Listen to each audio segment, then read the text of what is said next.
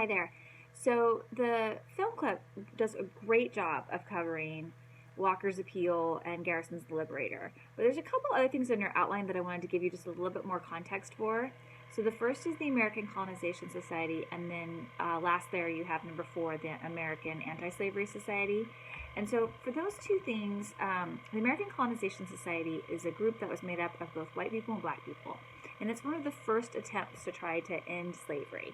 However, from our perspective, it doesn't feel very intentional, because the American Colonization Society said that if slavery ended, it would have to be gradual. We're not just going to free everybody all at once.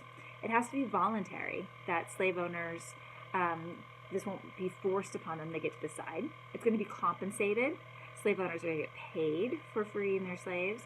And finally, there's a repatriation part of this too. Repatriation is just a fancy word for return to homeland. So that should maybe make you pause for a moment, because what they're saying here is the idea that if enslaved peoples are freed, they're going to be returned to Africa. But enslaved peoples aren't from Africa at this point, right? They're American. They've been born here, right? Because this system that we've created of racial slavery, people are born into that system, as you saw in the laws that we talked about several lectures ago. So to us, perhaps it doesn't sound very intentional. Sometimes people point out, though, that if they had started right from the get-go saying let's just end slavery, they wouldn't have had any conversations at all. But there were people that said let's just end slavery, and David Walker was one of those. And in his appeal, he says, "Tell me no more about colonization. America is as much my country as it is yours." So he's directly calling out that idea of repatriation. And then note 2, he uses the Declaration of Independence to call out the hypocrisy of the American culture and society and government to support the system of slavery. We're going to see women use the Declaration of Independence too. So that theme is a key one. Now, Garrison was a white man who wrote published a newspaper called The Liberator. And he figured maybe he just needs to get Northerners to see how bad slavery is, and then they'd want to end it. So he publishes excerpts of Walker's appeal. Walker, one of the first to say let's just end slavery, was a person of color. Garrison publishes excerpts of Douglas's narrative, and again, just trying to get Northerners to see what slavery is, and then they'll want to end it. Garrison, though, was also a founding member of the American Anti-Slavery Society.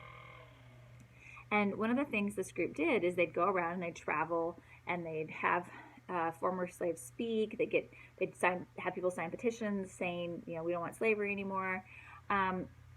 This group was attacked over 150 times in just a 4-year period. Mid-1830s, they were attacked over 150 times. All of these attacks happened in the North. In fact, if they had tried to go south, they would have been killed. This is after Turner's Rebellion, so nobody could talk about ending slavery in the South after Turner's Rebellion and not expect some sort of violent response. So think about that. They're attacked over 150 times in the North.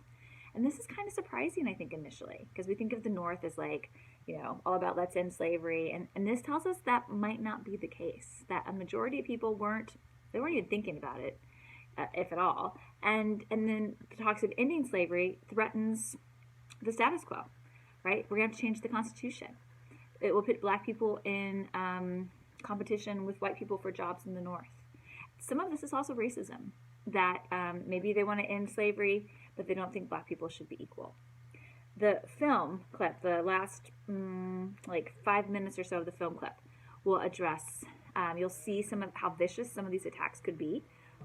In one attack, the crowd actually sets a building on fire that abolitionists are in. And then you got a couple of historians after that talk about the privileges of whiteness and why this might have been a threat for Northerners, who I think maybe is surprising to us.